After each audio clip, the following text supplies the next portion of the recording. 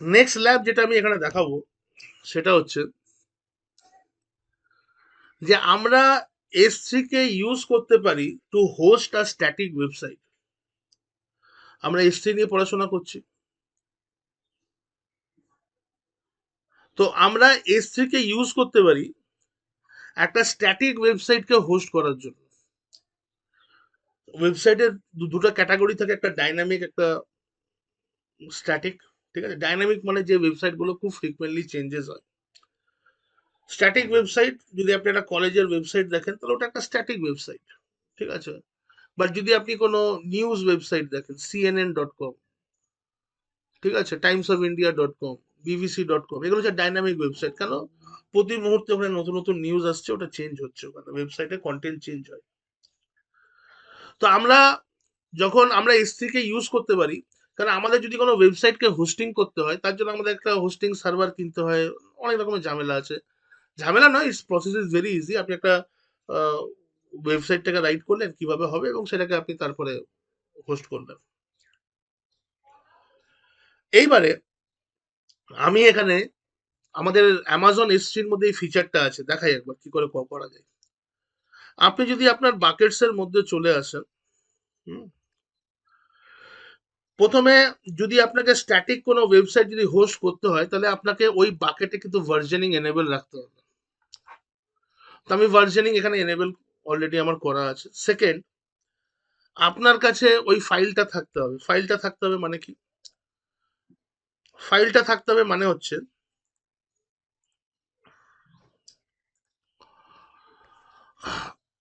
আপনি যে ওয়েবসাইটটা বানাবেন তার তো একটা কোড থাকবে। আমরা সিম্পলি এখানে নোটপ্যাডকে ইউজ করব। ঠিক আছে, we are simply going to use notepad. Let me show you. আমি এখানে একটা নোটপ্যাড বানাচ্ছি এখানে, যার নাম দিচ্ছি INDEX index dot H index. আচ্ছা, ইন্ডেক্স বলে এখানে করছি। আর একটা নোটপ্যাড এখানে ক্রিয়েট করব, নিউতে গিয়ে পরে কোথায় গেল, নিউ, এখানে একটা এরর বলে করছি। এই অপশনটা এখানে আছে, index and error. Index and error, এই দুটো অপশন কি? ইন্ডেক্স হচ্ছে আমার ওয়েব পেজটা হবে, ঠিক আছে। তো সাপোজ আমি এখানে দিয়ে দিচ্ছি এইচ, কোনো HTML কোড লেখার দরকার নেই, আমি ডাইরেক্ট এখানে এখানে লিখে দিচ্ছি, হ্যালো, ওয়েলকাম টু কুশল কবি, কবিস ক্লাসরুম। ঠিক আছে, ওয়েলকাম টু কুশল কবিস ক্লাসরুম। ঠিক আছে, সিম্পলি আমি এখানে আমার আমার এটা ওয়েবসাইট, ওয়েলকাম টু কুশল কবি ক্লাসরুম। আমি এটাকে সেভ করব, সেভ অ্যাজ করছি, ডেস্কটপে সেভ করছি। এটার নাম দিচ্ছি ইন্ডেক্স ডট HTML। ঠিক আছে, এটা একটা আমার ওয়েব পেজ হলো। আর একটা, এখানে দেখুন ইন্ডেক্স ডট HTML বলে এখানে আমার কাছে আসছে। এটাকে ওপেন করলে এরকম একটা ওয়েব পেজ দেখতে পাবেন। আমি যদি এখানে ওপেন করি, হ্যালো ওয়েলকাম টু কুশল কবি ক্লাসরুম, এরকম একটা ওয়েব পেজ আসবে। এটা আমি লোকালি করলাম। ঠিক আছে, I have use this locally. এইবারে এরার বলে এখানে আছে।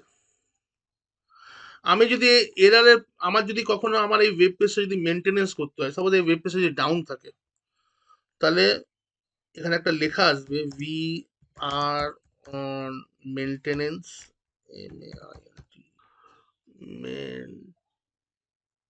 Maintenance, please try after something. তো এরকম একটা জিনিস ওর কাছে আসবে। তো এটা হচ্ছে আমাদের এরার পেজ। আমি এটাকে এখানে সেভ করে দিচ্ছি, এটাকে সেভ অ্যাজ করব। এটার নাম দিচ্ছি এরার ডট HTML। তো দুটো আমি HTML page, just simply HTML page, এখানে ইন্ডেক্স আর এরার দুটো HTML পেজ এখানে আমি করলাম। এবার আমরা এটাকে আমাদের S3 যে বাকেট আছে আমি ওখানে আপলোড করে দেবো। First I am going to upload this two files. তো আমার এখানে কি আছে, একটা হচ্ছে ইন্ডেক্স, আপলোড করলাম, কাম অন। আবার একটা ফাইল এখানে আপলোড করব, এরার। তো ইন্ডেক্স অ্যান্ড এরার এই দুটো ফাইলকে এখানে আপলোড করলাম। আর you can also mention the permission over here. আমি এখানে পাবলিক অ্যাক্সেস এখান থেকেই দিয়ে দিলাম, ঠিক আছে? পাবলিক অ্যাক্সেস দিয়ে দিয়ে এটাকে আমি আপলোড করলাম। একটু নিজেকেও ঘাটাঘাটি করতে হবে। তো এখন আমার এই দেখুন এখানে দুটো ফাইল চলে এসেছে, ইন্ডেক্স অ্যান্ড এরার দুটো ফাইল এখানে চলে এসেছে। এবার আমি এটাকে কি করব, S3-তে স্ট্যাটিক ওয়েবসাইট হিসেবে যাতে এটা ইউজ করা যায়, সেই জন্য এটাকে আমি স্ট্যাটিক ওয়েব হোস্টিং এখানে S3-তে করা যাবে। যদি করতে হয় তাহলে আমি বাকেটের প্রপার্টিজে আসবো। আর এই বাকেটের প্রপার্টিজে এলে দেখুন তলায় লেখা আছে স্ট্যাটিক ওয়েব হোস্টিং বলে এখানে একটা অপশন আছে। অ্যাট প্রেজেন্ট এটা ডিসেবল আছে, আমি এডিটে গেলাম, আমি এটাকে এনেবল করলাম। এবার এনেবল করার পর এখানে কি বলছে, হোস্ট আর স্ট্যাটিক ওয়েবসাইট, আমি বললাম হ্যাঁ। বলছে মেন পেজটার নাম কি হবে, আমি মেন পেজটার নাম ইন্ডেক্সই রেখেছি। এখানে এখানে এক্সাম্পল দিয়েছে, আমি ইন্ডেক্স ডট এইচটিএমএল, মেন পেজের নাম ইন্ডেক্স ডট এইচটিএমএল দিয়েছি। আর যদি এই পেজটা অ্যাভেলেবেল না থাকে তাহলে ইউজারকে এরার ডট এইচটিএমএল এই রিকোয়েস্টটা যাবে। এখানে সেভ চেঞ্জেস করব। তাহলে আপনি যদি এখানে আসেন স্ট্যাটিক ওয়েবসাইটে, বলছে S3 static web hosting index আর এটা দিয়েছে। এবার এই ওয়েবসাইটে অ্যাক্সেস কিভাবে করা যাবে, দেখুন এখানে আমাকে একটা ইউআরএল অ্যাড্রেস দিয়েছে। এই ইউআরএল অ্যাড্রেসটা ইউজ করে আপনি এটাকে অ্যাক্সেস করতে পারবেন। এবার আপনার মনে হতে পারে যে আরে এই যে ইউআরএল অ্যাড্রেসটা আছে এটা তো ইউজার ফ্রেন্ডলি নয়, আমি তো আমার নামে কোনো ইউআরএল অ্যাড্রেস করতে চাইছি, মানে www.kushalkabi.com। তো আমি আমার নামে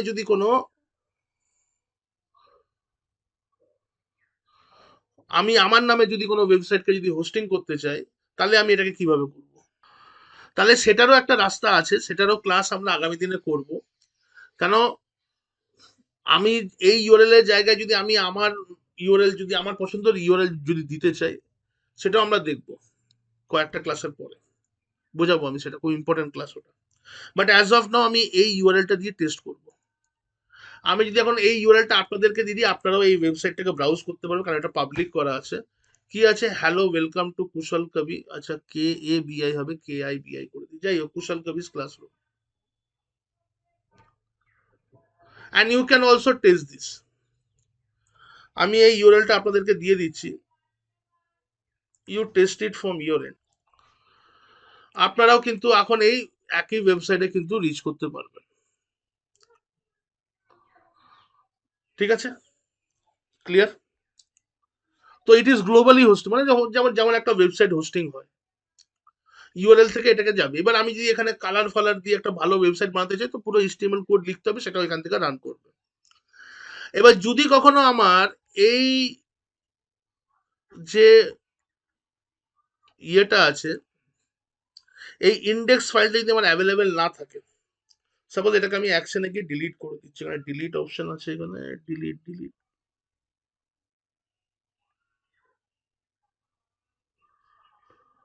রিনেম, কি হলো এটা, এখানে ডিলিট, হ্যাঁ এখানে ডিলিট, এই যে, তো ডিলিট, এখানে আমাকে ডিলিট, ডিলিট এখানে করতে হবে, ডিলিট অবজেক্ট।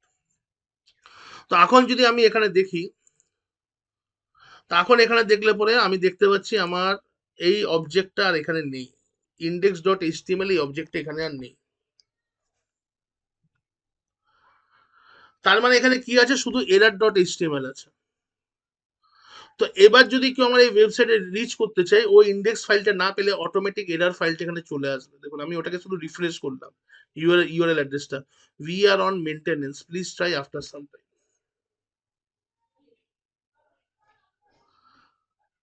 ঠিক আছে? তো আমাদেরকে যদি কোনো হোস্টিং করতে হয়, হোস্টিং এর জন্য আমাদের একটা হোস্টিং সার্ভার যখন আমরা নিই, তখন কিন্তু আমাদের একটা চার্জেস দিতে হয়। If you go to GoDaddy, তো ওখানে দেখবেন হোস্টিং করার জন্য আপনাদের একটা টাকা লাগছে, 2000 3000 একটা টাকা লাগে একটা ওয়েবসাইটকে হোস্ট করতে গেলে ইয়ারলি। এখানে আমরা কিছু ফ্রি হোস্টিং সার্ভার আছে, কিন্তু এখানে S3-তে আমাদের বিনা টাকায় হাই স্পিড হাই পারফরমেন্স আমরা একটা হোস্টিং সার্ভার পাচ্ছি। হাই পারফরমেন্স হোস্টিং সার্ভার আপনারা কখনো বিনা টাকায় পাবেন না, এখানে পাচ্ছেন আপনি। ক্লিয়ার?